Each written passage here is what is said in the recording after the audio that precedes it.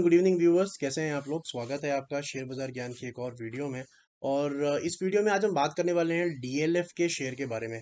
400.55 के ऊपर क्लोजिंग दी है इसने लास्ट फ्राइडे के सेशन में। और इस वीडियो के अंदर मैं टेक्निकल एनालिसिस के साथ साथ में बहुत ही इंटरेस्टिंग आपके लिए मैं डेटा भी लेके आया हूँ। और ये डेटा बहुत सिंपल सा है लेकिन बहुत इंपॉर्टेंट है। अभी जो डीएलएफ का प्राइस चल रहा है, जो डीएलएफ का लेवल अभी चल रहा है, ये लेवल आपको ऐसा पैटर्न जनवरी 2022 के बाद पहली बार दिखा है। और जब आप चार्ट देखते हो, जब आप इसका आप डे टू डे इसका प्राइस देखते हो, तब आपको बात समझ में कभी नहीं आएगी। लेकिन जब आप इसको मेरे पर्सपेक्टिव से देखोगे तो आप समझ पाओगे कि ऐसा क्या है जो 11 महीने बाद डीएलएफ के शेयर के अंदर हो रहा है। तो चलिए शुरू करते हैं विदाउट फर्दर डू।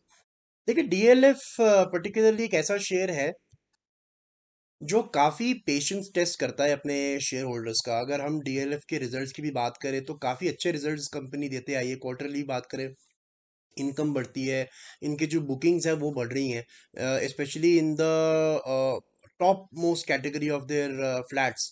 जो प्रीमियम कैटेगरी होती है उसके अंदर बहुत अच्छा रिस्पॉन्स है। इनका बहुत एक इनकम रेंट से आता है, तो नए ऑफिस स्पेसेस ये कंपनी खोल रही है। तो मतलब फंडामेंटली बहुत ही अच्छा जा रहा है कंपनी के लिए। लेकिन वो चीज़ कभी स्टॉक प्राइस में रिफ्लेक्ट होती नहीं है।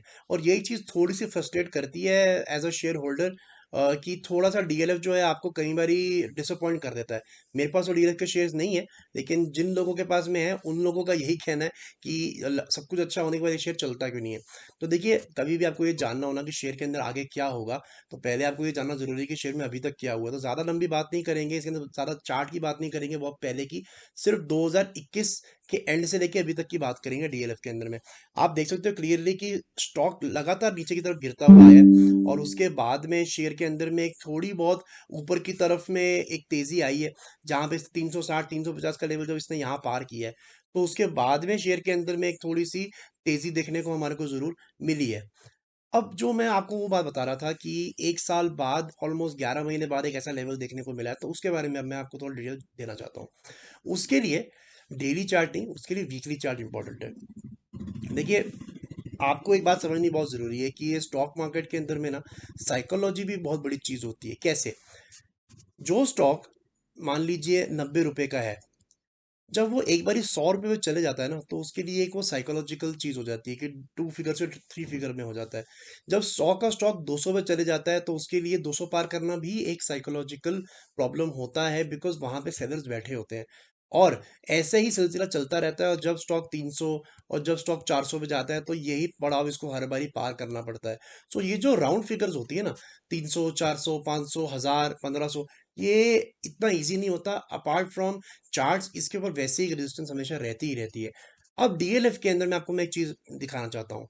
ये वीकली चार्ट है डीएलएफ का, एक कैंडल एक हफ्ते को रिप्रेजेंट करती है। और इस हफ्ते की क्लोजिंग आप ध्यान से देखें, वो है 400.55।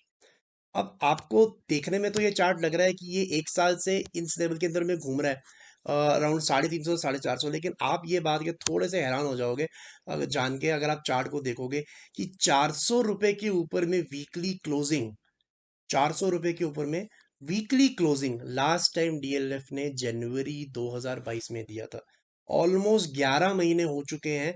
आप कोई सी भी कैंडल निकाल के देख लो, but DLF has not been able to close above 400 significantly. Significantly की बात मैं क्यों कर रहा हूँ? क्योंकि ये वीकली कैंडल है। वीकली कैंडल एक हफ्ते भर बाद बनती है। तो वीकली कैंडल के ऊपर में चार्ट ना तो आसानी से बनते हैं, ना आसानी से बिगड़ते हैं। ना तो बहुत आराम से बुलिश होते हैं, ना आराम से बैरिश होते हैं। तो अगर एक चार्ट आपको जनवरी के बाद अभी 11 महीने के बाद में आपको 400 रुपए के ऊपर की क्लोजिंग दे रहा है, तब आपको समझ जाना चाहिए कि कितना इंपॉर्टेंट है। और फाइनली जाके मुझे अब लगता है कि जो चीज़ें रिजल्ट्स के अंदर पॉजिटिव थी डीएलएफ के अंदर में, वो आपको अब जाके चार्ट्स के अंदर में भी दिखना शुरू होगा। और मेरा टारगेट डीएलएफ को यहाँ से सीधा सीधा 450 रुपए का है, जो कि इसका इस साल का हाई है। इस साल का हाई तो 450 से भी नीचे है, लेकिन 450 इसका जब पहुंचेगा तो I think it is going to be a very very good news. Because एक जो एक हर्डल जैसा मच गया है डीएलएफ के अंदर में, एक दबाव जैसा, एक कंजेशन जोन हो गया है इसका 350 से 450। तो I think now it is ready for 450 levels. तो जिन लोगों के पास में डीएलएफ है, उनके लिए एक अच्छी खुशखबरी है कि 11 महीने बाद फाइनली अब ये 400 के ऊपर ट्रेड करने के लिए कंफर्टेबली बैठा हुआ है। तो दोस्तों ये थी इंपॉर्टेंट चीज़ जो आपको जाननी ज़रूरी है। कई बार ये छोटी-छोटी चीज़ें हम नहीं समझ पाते, बिकॉज़ क्या फ़र्क है 396 और 400 की क्लोजिंग में? बहुत बड़ा फ़र्क है। जब आप मार्केट के अंदर में इनफ टाइम बिता लोगे, when you look at enough charts, तब आपको समझ में आ जाएगा कि एक डेसिमल का भी एक बहुत फ़र्क होता है।